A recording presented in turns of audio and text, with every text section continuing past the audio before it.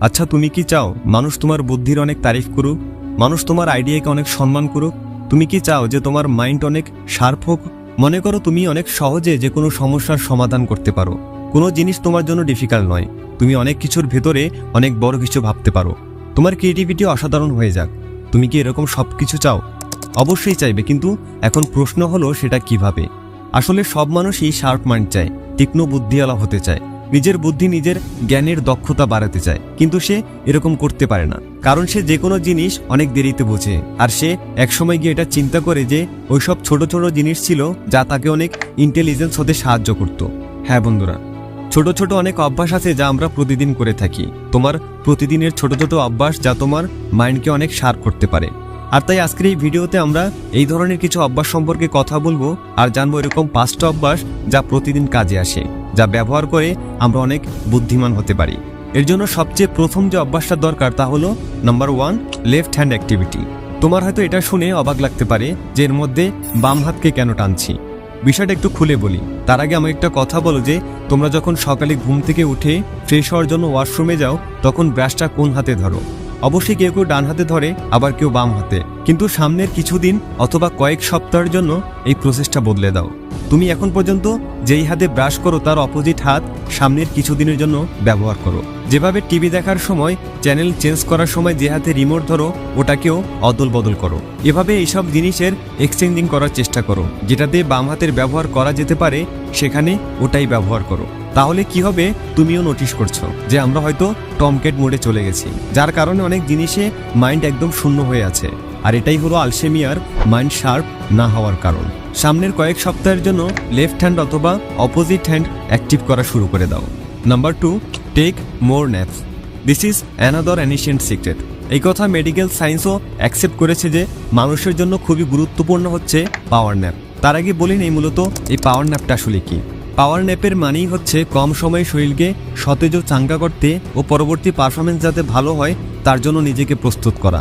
দেখো, ঘন্টার পর ঘন্টা গাধার মতো বিছানায় পড়ে থাকাটা আলাদা কথা, কিন্তু সকালে যদি উঠে একটা প্রপার টাইমকে মেনশন করে পরের দিন ভোর 4টা, 5টা অথবা 6টা বাজে শুরু করো, আর পুরো দিন তোমার বড় বড় ডিসিশন আর প্রজেক্ট কমপ্লিট করো অথবা অনেক বেশি স্টাডি করো, আর সব ওইরকম জিনিস যা মেন্টাল প্রেজেন্সের দরকার। যদি এরকম তোমার লাইফস্টাইল হয় তাহলে এটা তোমার জন্য প্লাস পয়েন্ট, কারণ তুমি এখন দুপুরে বেশি নয়, বেশি হলে 20 থেকে 40 মিনিটের পাওয়ার ন্যাপ নিতে পারো। আর পাওয়ার ন্যাপ তোমার পুরো ব্যাটারি চার্জ করে দেয়, যাতে তোমার বাকি দিন পুরো এনার্জির সাথে কাটে আর তোমার ব্রেনের হেলথ ও লাইফ অনেক ভালো থাকে। তো যখন ব্রেন স্টাডিজ সায়েন্স কনসেলেশন এই কথাকে স্পেশাল ভ্যালু দিয়েছে, তাহলে তো চিন্তার কোনো কারণই নেই। তোমার ডেইলি লাইফস্টাইলকে মেন্টাল পয়েন্ট থেকে একটু ক্রিটিক্যাল বানাও আর তারপরে পাওয়ার ন্যাপ শোনো, যা অনেক সাহায্য করবে তোমার মাইন্ডকে একটা ভ্যালু কোয়ালিটি দিতে। Number 3, learn a new language. আমিও না প্রথমে এই জিনিসটা অনেক হালকাভাবে নিয়েছিলাম। আমি মনে করতাম ল্যাঙ্গুয়েজ শেখা অনেক কষ্টের হবে, আর যদি কেউ এই ফিল্ডে আসে তাহলে তার জন্য জরুরি। কিন্তু এরকম কিছু নয়। যখন কোনো মানুষ নতুন কিছু শিখে তখন ব্রেনে অনেক প্রেশার পড়ে, যেরকম আমরা শুরুতেই দেখেছি। আমরা আমাদের প্রতিদিনের লাইফে অটো পাইলট মোডে চলি, আর এই জিনিসটাই ব্রেনকে দুর্বল করে রাখে। আমরা আমাদের ডিসিশনটা অতটা বুদ্ধি দিয়ে নিতে পারি না।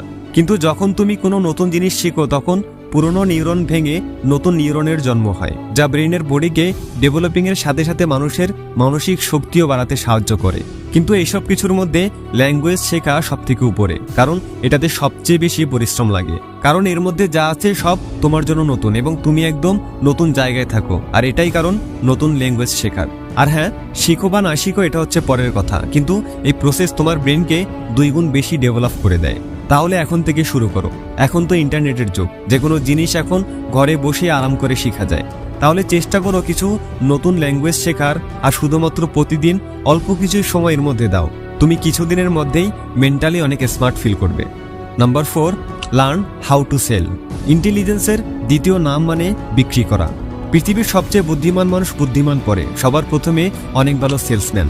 সেই স্টিভ জবসই হোক যিনি টেকনোলজি বিক্রি করেছেন, অথবা কোনো সায়েন্টিস্ট যিনি নতুন ইনোভেশন বিক্রি করেছেন, তাদেরকে পৃথিবীর সবাই হাই ইন্টেলিজেন্ট মানুষ বলে জানে। মাঝে মাঝে ওইসব লোকদের লক্ষ্য করবে যারা রাস্তায় ঘুরে ঘুরে জিনিস বিক্রি করে। মাঝে মাঝে তাদের নোটিশ করবে, দেখবে তারা কতটা স্মার্ট। আর সেখানে তোমার বডি ল্যাঙ্গুয়েজের দিকে খেয়াল করলে দেখবে তোমার ভেতরে একটা আগ্রহ তৈরি হচ্ছে তার কাছ থেকে ওই জিনিসটা কেনার। তোমার অনিচ্ছা থাকা সত্ত্বেও দেখা যায় তুমি ওই জিনিসটা কিনে ফেলো। আর সবচেয়ে ইম্পর্টেন্ট, সে তার জিনিস বিক্রি করার জন্য কিভাবে তোমাকে ম্যানিপুলেট করে থাকে সেদিকে তোমার খেয়ালও থাকে না। হ্যাঁ, এটাকেই বুদ্ধিমান বলে, আর ব্রিটিশরা ইন্টেলিজেন্ট বলে। দেখো, সবাই সবার নিজের জায়গায় একজন সেলসম্যানই। কেউ প্রোডাক্ট বিক্রি করে, কেউ বা নিজের ভিতরের কোয়ালিটি অথবা অ্যাবিলিটি বিক্রি করে, কারণ এটা ছাড়া দুনিয়ায় কেউ চলতে পারে না। কিন্তু কে কতটা ভালোভাবে সেল করতে পারে সেটাকেই মানুষ ইন্টেলিজেন্ট আর স্মার্টনেস বলে। আর এই জিনিসটা বেশিরভাগ মানুষ অনেক দেরিতে বোঝে। কিন্তু এই পয়েন্টের সাথে আমি তোমাকে বলবো, আজ থেকেই এসব শেখা শুরু করে দাও। নিজের ডেইলি লাইফস্টাইলে যখনই সুযোগ হবে তোমার আইডিয়া অথবা প্রোডাক্ট সেল করার, তখনই তোমার কথাকে পাকাপোক্ত করার চেষ্টা করবে। কারণ এরকম অনেক ছোট ছোট চেষ্টা ধীরে ধীরে তোমার মাইন্ডকে সলিড করে দিবে। And this is all about smart mind. Number 5, active mood. আচ্ছা, আমাকে একটা কথা বলো, একজন মানুষ দিনরাত বিছানায় পড়ে থাকে, ও একদম সুস্থ সবল, কিন্তু তারপরেও বিছানায় পড়ে থাকে। খাবার দেওয়া হয়তো খায়, ঘুমাতে ইচ্ছা হয়তো ঘুমায়। আচ্ছা, তোমরা কি কেউ বলতে পারো একসময় ওই মানুষটার কি অবস্থা হতে পারে? আমি বলে দিচ্ছি, ওই মানুষের শরীর আস্তে আস্তে ফুলে যাবে, অনেক বেশি মোটা হতে শুরু করবে, অনেক বেশি অসুস্থ আর আলসে হয়ে যাবে। আর কিছুদিন পর তার এমন অবস্থা হয়ে যাবে যে তার 500 মিটার দৌড়ানোর শক্তি থাকবে না। তো বন্ধুরা, এটা থেকে তোমরা কি শিখতে পারলে? যখন কোনো মানুষের শরীর শুয়ে শুয়ে খারাপ হতে পারে, তখন তার ব্রেন শুয়ে শুয়ে স্ট্রং হয় কিভাবে?